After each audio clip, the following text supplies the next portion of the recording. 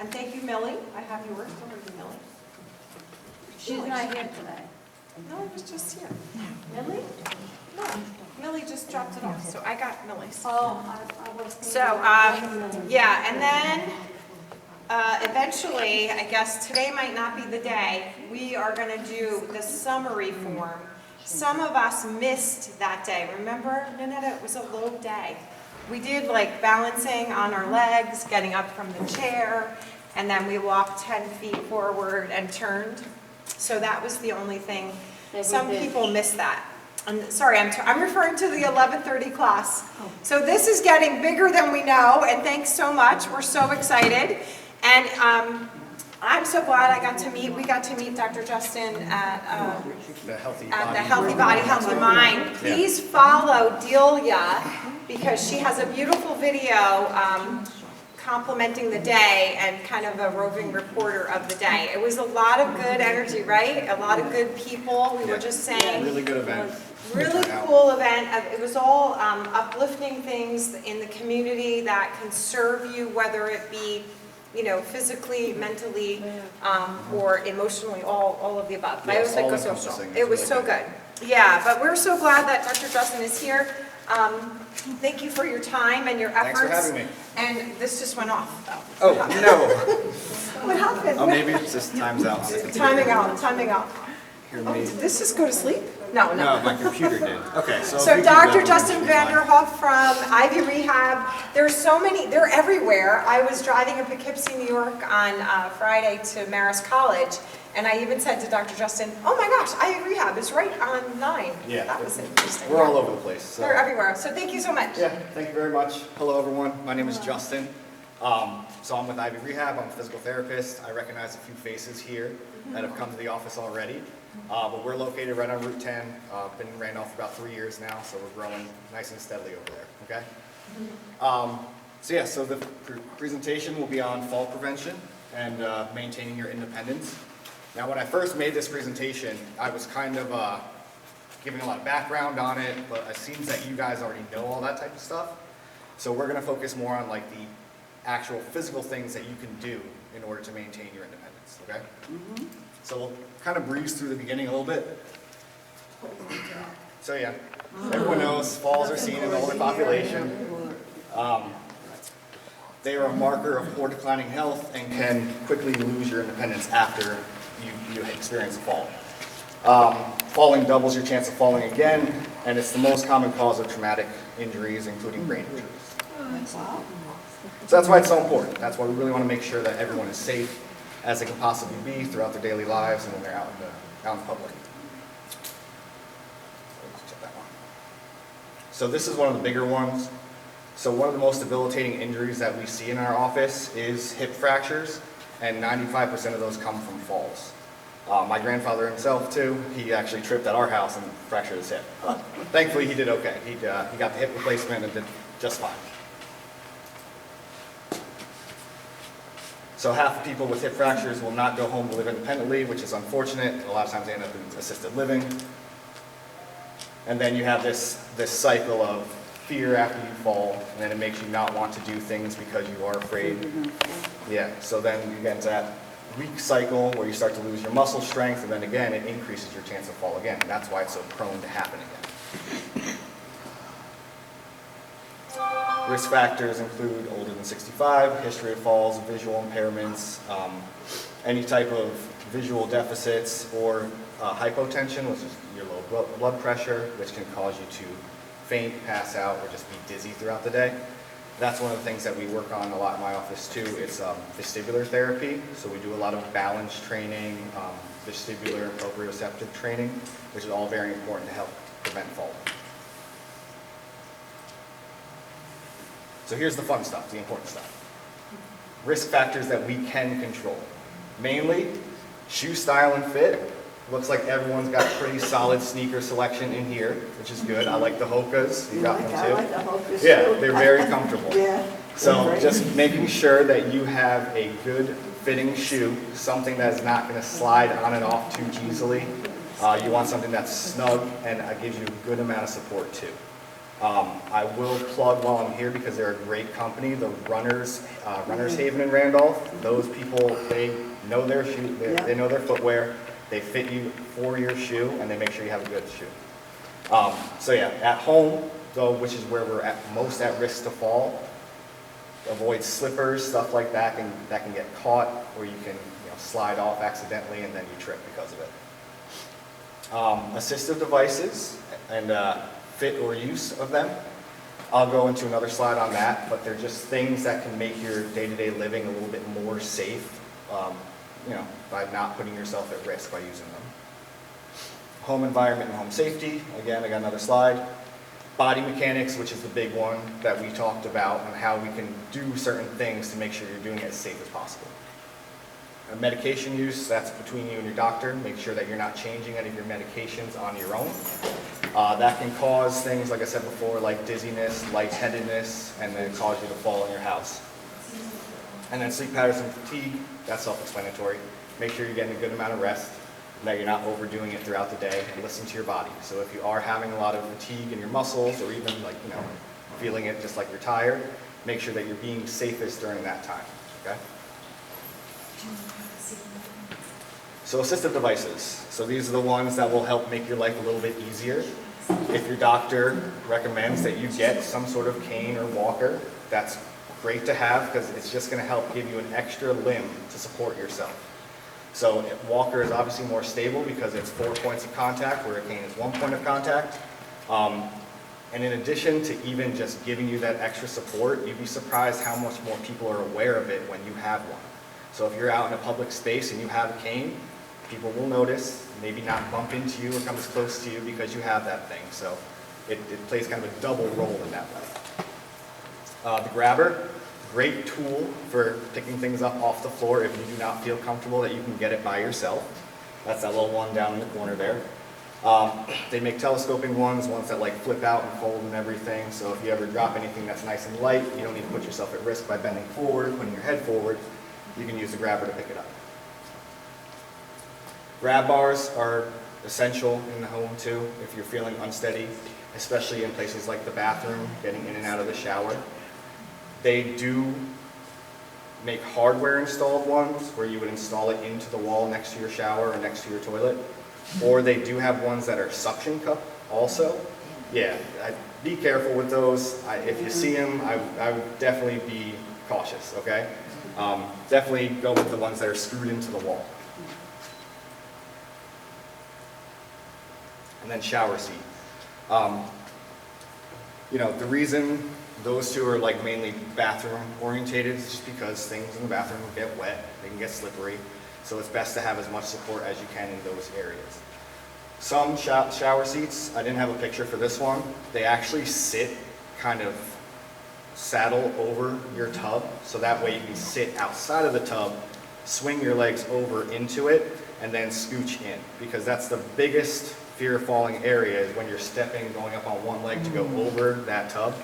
So either having a guardrail there that you can hold on to, or having a seat that you can put in there and kind of slide your way in. It's going to be a lot safer, okay?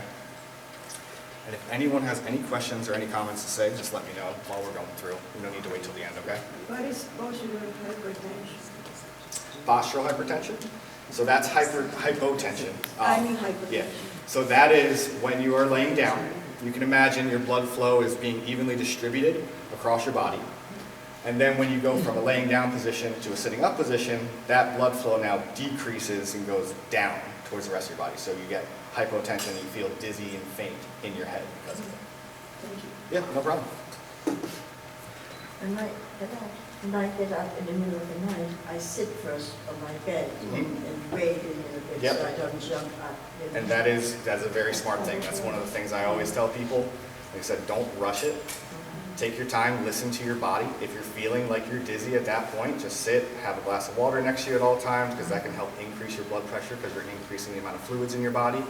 And then, when you feel ready, then you can get up and go, okay? All right. So other things in the home. It's really about preparation. If you're thinking about what can cause you to fall, you just start to work through those things, make a checklist. And things like rugs, you could either remove them completely or get double-sided tape to stick them down to the floor, because area rugs is one of the biggest causes for falls in the home. People just trip over them. Any wires, stuff like that in the home, you just want to make sure that everything is looking nice and clean and out of your way. Also, pets too. I've had like light up collars for pets so that during the night you can see where they are, like glow in the dark ones, or even like bells on the pets so you know where they are at all times so you don't trip over them. Because I trip over my dog all the time. He's very, very annoying. With emotion light on me. What did you say? With emotion light. I know, I really should. They also have, like on the picture down there, little motion sensor night lights that you can just put like on the floor or on the wall near the floor around your house. That way they light up, you have a good visual of what's in front of you, and that way you're not, bumping into anything. Again, planning like even your nightly routines. If you do go to the bathroom, make sure that your bed, the pathway from your bed to the bathroom is all clear. Plan ahead and make sure that it looks all set. I already talked about the grab bars and toilets. They have these raised toilet seats too. If that's one of the things that you are struggling with, you can install that on your toilet, and it even has handles on the side to help get you up and down. Because the toilet is, probably like 6 inches lower than your average seat, so it's. If you're having a full toilet seat, Yeah. the toilets outside are so low. Yeah, I right. never realized how low they were. But thankfully, most bathrooms, or they all should, have the guardrails or the next to them installed so that can help you get up and down. And then we talked about the shower chair as well. All right, so here's some body mechanic techniques, okay? If you do have to pick something up from the floor, you can imagine that this position is a lot safer for you than this position. So one, you're putting your back at extreme risk when you just go down to go pick something up like that. Even if it's something small like a water bottle, I like to have something close by like a table, and you can squat down and then come back up. Mainly that postural hypotension, again. You can imagine the blood flow goes down to your head when you bend over like that. When you come back up, it all rushes out, so it can put you at severe risk of getting dizzy, okay? So in addition to protecting your back, it also is helping to strengthen your legs when you do it. So that's why I always go with a nice neutral back position. Keep the object close to your body, so that way it's not putting any more stress on your back. And you keep your center of gravity close. When you're lifting in front of you, like the guy on the right, your center of gravity is in front of you, so it's going to pull you forward and you can fall. Any questions on that, guys? Most seniors cannot squat anymore. That's why I like the grabber. Another one that we can do, if you're having difficulty with squatting, again, if something is on the ground, you can push it kind of close to a countertop or something like that. You can do what's called a split squat pickup, and you have 1 foot back and you can lower yourself down, okay? Grab what you need and then you can push yourself back up, okay? Has anyone fallen here in the past year? A couple of you? Were you able to get back up on your own? Yes, easily, but it was a senseless fall because I sat at the edge of the bed to put my slacks on. Okay. And I lifted my leg up too high, I guess, and I Yeah. just went over. Okay. Well, they do make assistive devices for that as well. If that's ever a position where people feel at risk, they have things that you can put your socks on, and then it's like kind of an extended arm, and then you can slide it over, so it makes it a lot easier too. So Yeah. something to look into. I fell once into the fireplace by my daughter. There was a piece of wood sticking out, and it was at nighttime, and I didn't have my phone next to me, nothing. I fell into the fireplace and hit my head on the metal. Oh, man. And I had nothing on me.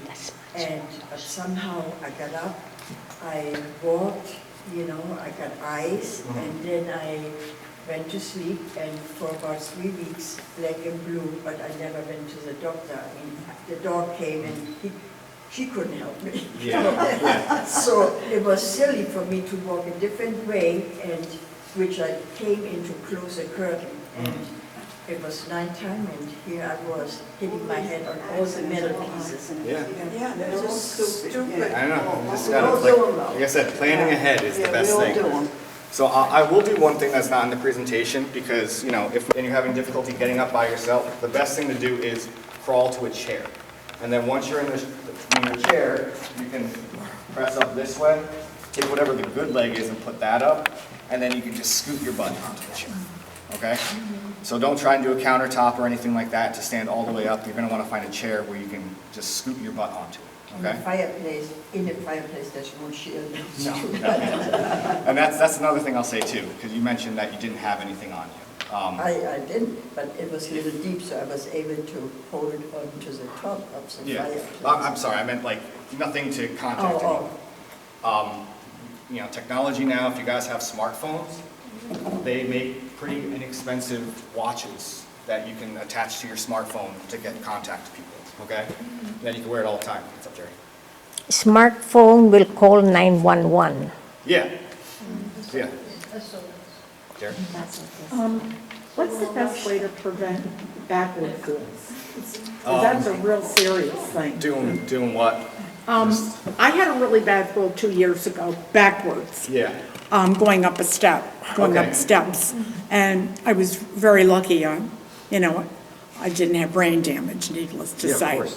But is there a method or a way when you're climbing a step or doing something to avoid a backward fall? It's definitely making sure you have your railing next to you. If you don't, having someone close to you, you know, would help also. Being That was a behind big you. problem, there was no Yeah. railing. Yeah. Yeah, Oh, yeah. I took care of that, yeah. That's Okay. bad. So I would say if you're going into a situation, you know there's no other option, there's no railing, there's no one to help you. Just making sure that you're keeping your center of gravity kind of forward when you're going leaning up. forward, So instead of like, I don't have steps in front of me, stepping up like this, you kind of want to make sure that the weight is over your front leg and then you push up, okay? So it's not like you're gonna like kind of hurdle yourself with your back foot to get up there. You plant your front foot, weight over it, and then use your quad muscle to push yourself up, okay? That would be the best advice. Yeah, The worst thing is to carry things up without holding on. yeah, carrying things too, yeah. You want to make sure that you can put stuff down. Yes, I fell last month. Dylan? Last month. Well, what happened is I have a backpack on the back of the car and I was helping my grandson and I got tangled in Yeah. the backpack. So now I hit, you know, I fell down. You see, I was in the car and I fell down. I was not able to get up. Hit my head, hit my hand, and fractured my. I didn't go to the doctor. After 3 days, I recommend, that's the second time I heard that, I recommend going to see your doctor after a fall, 100% of the time, I okay? didn't go to the doctor. I was in pain with my ribs. Okay. After 3 days, he said, I cannot tolerate this anymore. So I went to ER. Okay. And then they said that I have fractured my. Okay. Yeah, like I said, you know, holding things while you're trying to get up and down steps, not the safest. You know, if you can have someone help you, or break it up into multiple trips. If you have a couple of bags and you want to do one trip carrying one bag up and come back down the stairs and go for another trip, okay? Don't overdo it. Know your limits. That's right, it's common sense, but we don't. Might be old fashioned court, you know. Yeah, yeah. But this is lined in like Like insulated? waterproof. Oh, okay. And I'm able to put everything in that cart and push it in the house. Yeah, that's another great assistive device to have. Yeah, something that will, you know, roll behind you and then you're not carrying it. You know, for laundry, sometimes my machines are upstairs, and I've got 13 stairs to go up. I've got to get the laundry upstairs, and I can't do 7 or 8 trips. Yeah, I I used to understand go that. down backwards. Throw all the This is clothes. no. You throw all the clothes. No, what I do is I take the basket, I put the basket on the step, and then I do a step, then the basket on the step, and I do step. That's a good way of doing it, yeah. This way I won't fall down. Yeah, that's a very smart way of You doing it. can't hold the railing. That's one Yes. thing, but Yeah. then you go up. But to go down, I used to walk backward, put the basket one step down. Okay. If I fall, I Yeah, fall forward. I would not want to go down the stairs backwards, okay? I know that's tough, but I would ask for assistance in that instance, okay? just to make sure that you're being as safe as possible. All right, well, reaching is another good one. So reaching, again, know your limits. Don't overextend yourself to a position where you feel like you're going to lose your balance. It's all about center of gravity, trying to keep it in between your 2 feet. This is a good one that I give a lot of patients that I have that are getting surgery on their knee replacement, hip replacement. Again, plan ahead. Position objects that you use more often in the lower cabinets, places where you're not going to need to overextend yourself. Just rearrange your kitchen. Maybe you don't keep all your plates down here and then all your cups up here. Stagger them. You only need 4, right? So just put the stuff that you need to access, make it more accessible to you so you're not overextending yourself. Sit to stand. This is another good one. A lot of people, when they develop weakness in their legs, they kind of lose this ability to do safely. If you can, definitely have a chair with arms on it. But if you find yourself stuck in a couch, we use the nose over toes approach to getting up. So that's leaning forward for when you're getting up. And by doing that, it brings your center of gravity right over your knees, allowing you to press forward. So you can lean like this, and now you push up. Now it's very important you don't rock to get there because you don't want to do one of these and just keep going. So it's a nice, slow, controlled. And if you don't have the armrests, you just put your hands on your knees, and that will also help keep you from going too far forward, okay? So it's nose over toes, and then you can press up both hands there, okay? Have you guys heard that one before, the nose over toes? No. It's a good one. So we do a chair stand in this class. We do. Justin, and I believe that is a gold standard to helping everybody have really strong quads. Yes, it is, And yeah. I always say to them, if we don't do the exercise, if you don't do anything, do the chair stand every day. That's the biggest If you one. do it, yeah, because it really will help you. Oh, and that's another one too, my last point there. Always be square to the chair, okay? So that you're not going up to the chair and just being like, sitting down like that. You're gonna go up to the chair, turn your butt. I can feel the chair with both legs now, and now I can feel comfortable sitting down, okay? No sliding into chairs. And then walking mechanics. This is another important one because that shuffling gait pattern that people can get, you want to avoid that. Keep your head up tall, make sure you're looking where you're going, not stooping forward, because if we're up tall, again, our center of gravity is straight through our body, not forward, okay? Shuffling gait can cause tripping because you catch your toe on something, a ledge, something you don't see. Try and think about a heel-toe walking pattern. Just strike on the heel, and I roll off on my toe. Strike, roll. That'll keep you upright. I like to look up in heaven. Taking all the sights. So high when you get there, so you can see the whole. So good news is falls can be prevented. They can be reduced by, I don't know how they calculate those percentages, but those percentages. And it's by stuff that you're doing here. Just like she said, strengthening out the quadricep muscles, building your balance, practicing every day makes a big difference. Oh, how to go backwards.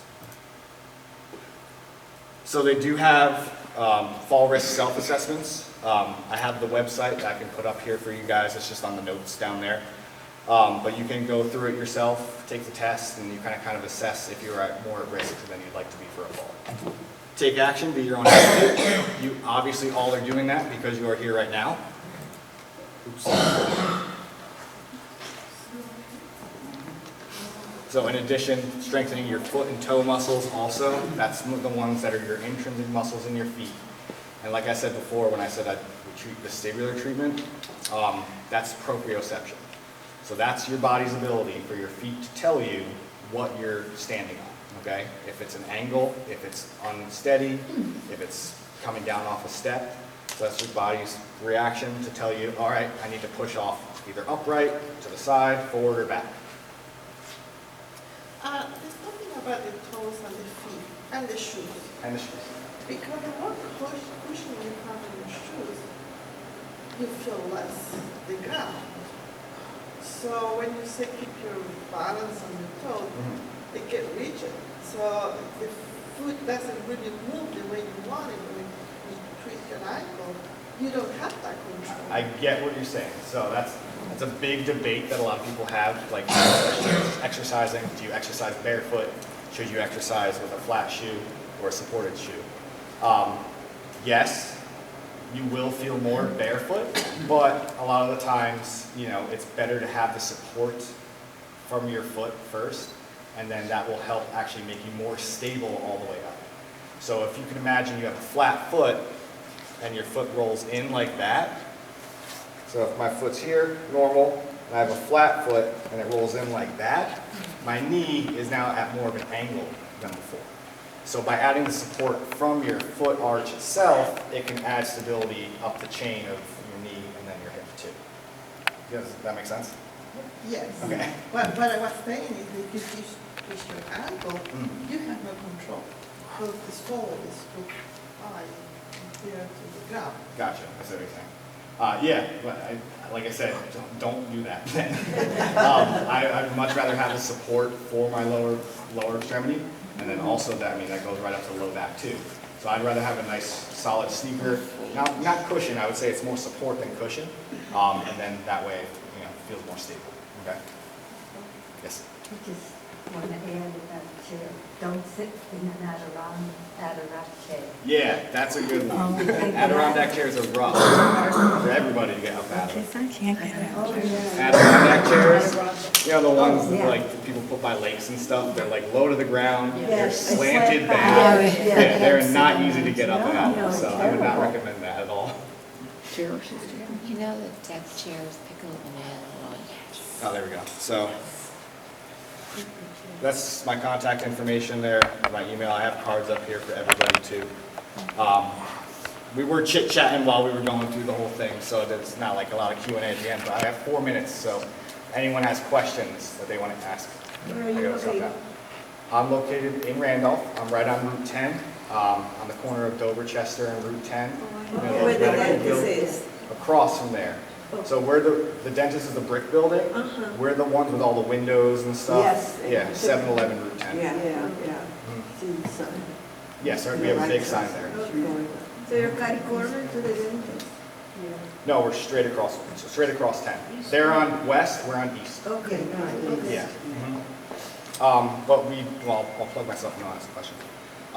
We do a wide range of treatment to help you get back. Like I said, any type of balance, even stamina, general strengthening, we do all that. If you're having any aches and pains, we take care of joints, shoulders, knees, hips, backs, all that stuff. It's a great facility with a lot of great people, so try to have fun over there. Covered by insurance, some of It is. So we are in network with basically all private insurances and Medicare as well. And if you have questions about the pay or anything like that, you call the front desk. They will verify your benefits for you, and then they'll let you know what anything you will be responsible for out of pocket. If you have Medicare in a secondary, it's zero, right? Yeah. Barbara and Jerry, you'll agree to that? Yes. Yeah. Very fun. people that cannot go, senior citizen who is disabled and cannot go to your facilities. Do you have transportations? We don't. I don't know if the town does, but the town does? Okay. The town has a medical bus. You have to make an Yeah, appointment. they can call. Okay, that's Are good to they know. I did not know that. covered by the insurance, the transportation? Are you asking me? I don't know. No, I don't I think. don't It's free for Yeah. Randolph. Oh, it's free for Randolph. It's free for seniors. I know, but sometimes if it is an emergency, you Oh. know, you cannot, you know.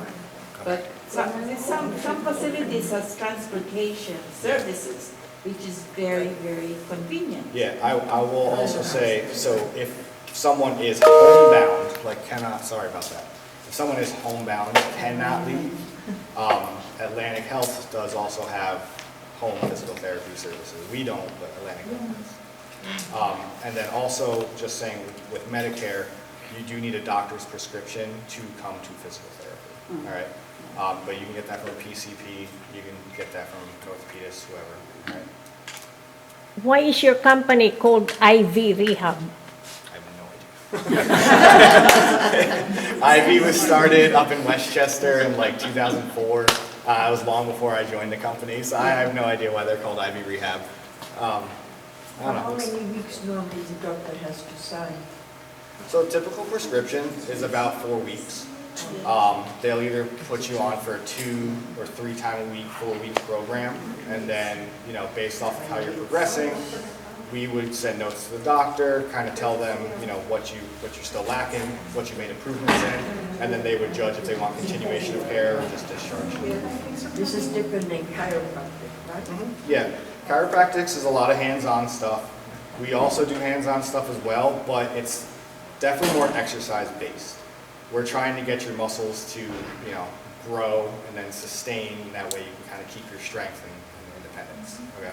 And we give exercise programs for home, so that you can kind of continue the care outside of when you're done with us too. Because you're not coming to us forever. This is just a short stint. Well, it was so great, and thank you. Let's give